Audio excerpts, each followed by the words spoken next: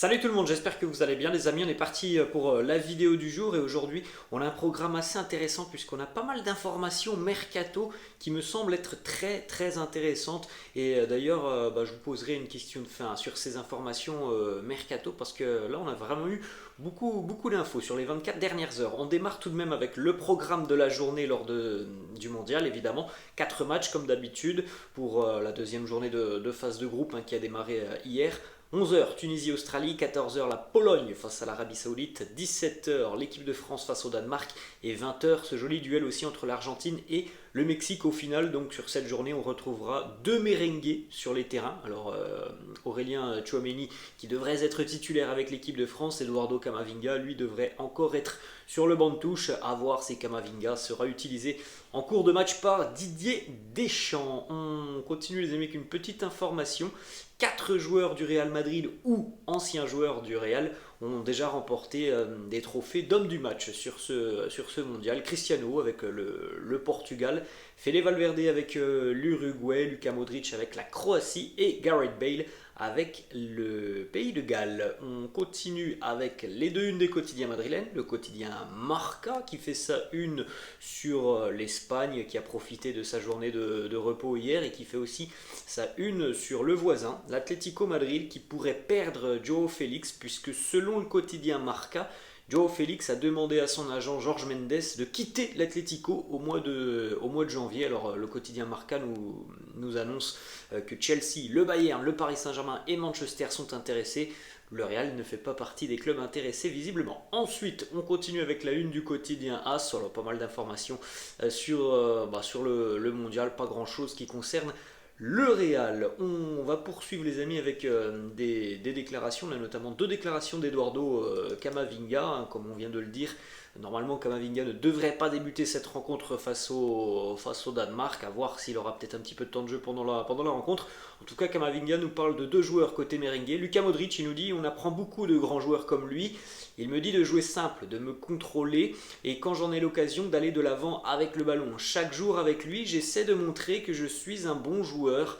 Comme on le sait les amis, c'est quand même très positif pour les jeunes merengues qui arrivent au club, comme Camavinga depuis plus d'un an maintenant, comme Tchouaméni depuis quelques mois aussi. C'est quand même très positif pour eux d'avoir des mentors comme ça à côté pour continuer tout simplement à progresser. Ce ne sont que de très grandes promesses, Camavinga et Aurélien Tchouaméni, on pourrait en citer d'autres d'ailleurs, mais évidemment que de côtoyer des joueurs qui ont eu une carrière aussi immense et aussi réussie que par exemple Luka Modric ou Karim Benzema, c'est quelque chose qui vraiment est très important. Autre déclat d'Eduardo Camavinga justement sur l'importance de Karim Benzema. Il lui dit Benzema c'est un modèle. Vainqueur du Ballon d'Or, capitaine du Real Madrid, c'est quelqu'un de très important dans ma vie. Il m'a mis très à l'aise rapidement à Madrid. Nous avons une excellente relation. Voilà, c'est là aussi, encore une fois, le rôle de mentor de Karim, l'un des patrons de ce vestiaire merengue, l'un des grands frères, comme on pourrait, je pense, le décrire, Karim, l'un des grands frères du vestiaire du Real. On va continuer les amis cette fois-ci avec une longue page, d'ailleurs ce sera jusqu'à la fin de la vidéo. On a pas mal d'informations qui concernent donc le Real, le mercato, des choix de Carlo Ancelotti, des options pour les merengues. Premièrement, une information qui nous arrive tout droit d'Espagne, Carlo Ancelotti envisage de s'inspirer de Luis Enrique, le sélectionneur de la Roja espagnole, en optant pour une position un petit peu plus spécifique pour Marco Asensio, que l'on voit régulièrement être utilisé à droite lorsqu'il joue au Real Madrid. Carlo pourrait s'inspirer de ce qu'a fait Luis Enrique notamment face au Costa Rica en utilisant Asensio en tant que faux numéro 9. Évidemment tout ça c'est lié au pépin physique de Benzema et certainement aussi au fait que le Real ne veut pas recruter sur ce mercato hivernal, donc il faut trouver d'autres alternatives. Alors on sait très bien qu'il y a toujours l'option Rodrigo en tant que numéro 9 et pourquoi pas utiliser aussi Marco Asensio. D'ailleurs Marco Asensio il nous dit être très à l'aise au poste de numéro 9 ou faux numéro 9, vous voyez ça comme vous voulez. Il nous dit j'ai joué dans une position très naturelle pour moi. C'est vrai que ces dernières années j'ai plus joué en tant qu'ailier, mais jouer en tant que 9 est un poste dans lequel je me sens à l'aise. les choses se passent très bien pour moi. À voir, on verra hein, sur la seconde partie de saison, quel sera le rôle de Marco Asensio. Est-ce qu'il aura de plus en plus de temps de jeu? Parce qu'il est vrai qu'il a tout de même très bien terminé sur le mois d'octobre et le mois de novembre. Et puis on verra comment ça se passera aussi, parce qu'on a quand même beaucoup de questions hein, en ce qui concerne Karim Benzema, en espérant qu'il sera à 100%, mais évidemment on ne peut pas non plus exclure hein, qu'il y aura peut-être des problèmes physiques pour le Nouébé sur la seconde partie de saison et qu'il faudra donc trouver d'autres alternatives. On enchaîne avec une information de Fabrizio Romano, spécialiste mercato. Fabrizio Romano, c'est toujours très intéressant d'avoir ces informations hein, qui voilà, sont en général très fiables. Fabrizio Romano qui nous annonce que depuis quelques jours le Real Madrid insiste énormément et essaye du mieux que possible de convaincre Hendrik et son papa tout simplement, qui est son représentant, de rejoindre le Real Madrid. On sait très bien que le PSG est aussi sur le dossier, que le PSG essaye de travailler activement sur ce dossier, mais visiblement d'après Fabrizio, le Real est vraiment à fond sur le dossier Hendrik. On rappelle hein, d'ailleurs les amis que le jeune Hendrik va venir visiter le centre de Valdebebas dans les tout prochains jours, fin du mois de novembre. Donc ça sera peut-être l'un des moments charnières de ce dossier Hendrik, en espérant hein, qu'il y aura peut-être une finalisation pour le Real lorsque Hendrik et son papa vont venir. Je ne sais pas si Hendrik va venir, en tout cas le papa sera présent du côté de Valdebebas dans quelques jours. Autre information, ça nous arrive des Pays-Bas les amis, une information qui concerne le jeune Cody Gakpo. Alors le jeune Cody Gakpo, vous le voyez exceptionnel avec le PSV Eindhoven cette saison. Vous l'avez vu aussi certainement buteur hier pour ceux qui suivent le mondial avec les Pays-Bas face à l'Équateur. Un but vraiment incroyable hein, de Cody Gakpo, une lourde frappe à l'entrée de la surface de réparation du pied gauche. Il faut savoir que les agents de Cody Gakpo vont rencontrer le Real Madrid, Manchester United, Liverpool et le Bayern après la Coupe du Monde. Le prix demandé pour le joueur serait de 50 millions d'euros. Voilà. Juste comparer les amis, on parle d'un prix pour Hendrik qui oscillerait certainement autour de 50 millions d'euros pour un joueur qui n'a aucune expérience en Europe, aucune expérience au plus haut niveau. Et là, on a un joueur comme Cody Gakpo, alors qui n'a pas forcément le même âge, il est un petit peu plus âgé, mais ça reste un très jeune joueur, hein, Cody Gakpo, qui a quand même beaucoup plus de références au plus haut niveau, et qui a aussi des références internationales maintenant, et on a quasiment le même prix. C'est pour montrer aussi, les amis, à quel point voilà, le marché des transferts peut être complètement déréglé depuis de nombreuses années. Je ne remets pas en cause le talent d'Hendrik, mais Hendrik il a 16 ans et il va certainement coûter plus de 50 millions d'euros. Bon, c'est un petit peu fou. Donc voilà, c'est peut-être aussi une solution pour le Real Madrid. Alors Cody Gakpo, oui, c'est vrai que c'est plutôt un ailier gauche, mais il est capable aussi d'évoluer au poste de numéro 9. C'est un profil vraiment détonateur sur le front de l'attaque. Cody Gakpo, regardez les stats. Hein. Cette saison, c'est 28 matchs, 16 buts, 18 passes décisives. Très complet. Profil assez longiligne, mais qui est quand même très rapide, très doué techniquement.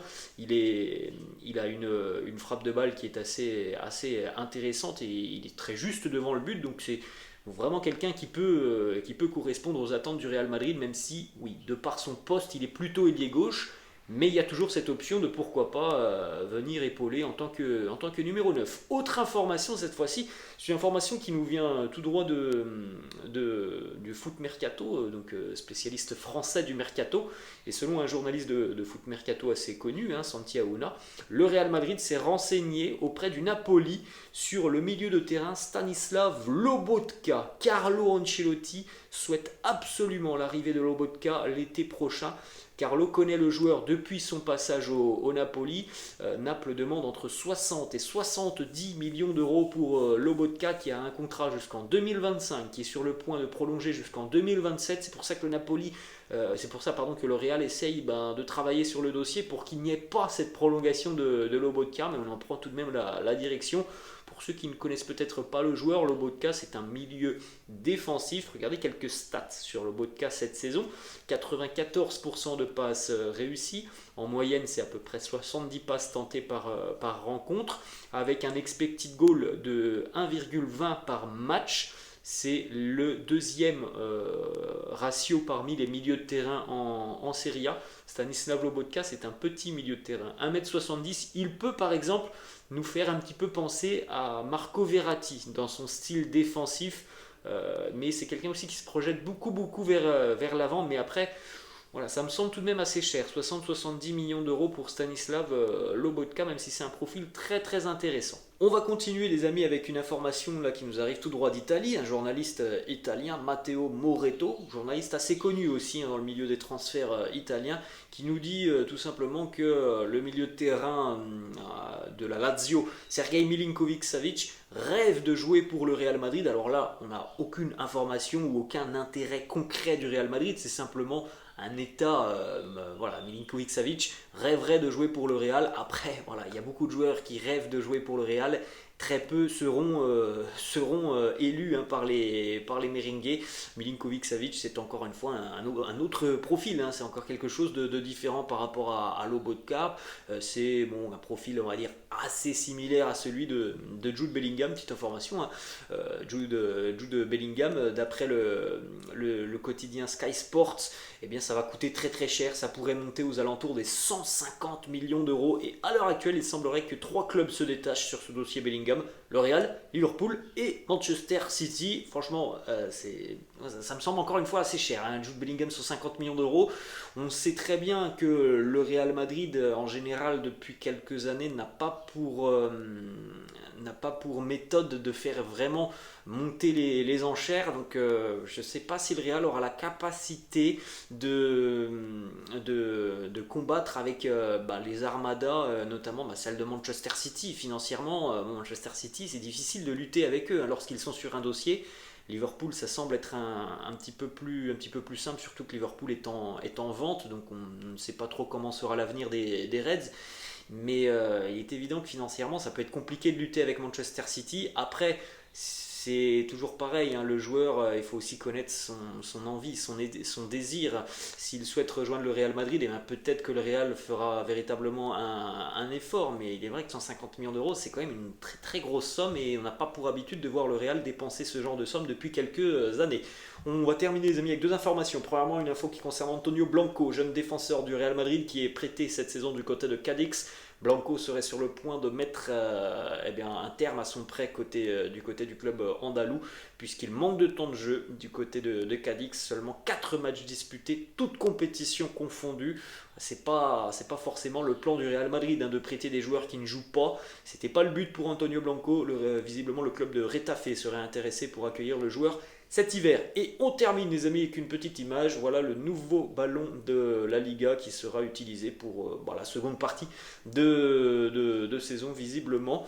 On va terminer les amis avec une petite question de fin pour vous. Lobotka, Jude Bellingham, quelle serait votre préférence? Alors c'est pas tout à fait les mêmes profils, les mêmes caractéristiques, mais quelle serait votre préférence? Lobotka, Jude Bellingham, laissez-moi tout ça en commentaire. Il faut aussi se dire que c'est pas forcément le même prix, ils n'ont pas le même âge, donc il y a quand même beaucoup de différences. Ce qu'il faut savoir tout de même, c'est que Carlo Ancelotti apprécie énormément Lobotka. Il aurait même demandé véritablement son arrivée. C'est pas tout à fait la même chose pour Jude Bellingham. Là, on a vraiment un joueur Lobotka qui est une cible et un souhait de Carlo Ancelotti. Voilà les amis, la fin de cette vidéo. J'espère que ça vous a plu. N'hésitez pas comme d'habitude à lâcher un petit pouce bleu. N'hésitez pas non plus à vous abonner à la chaîne.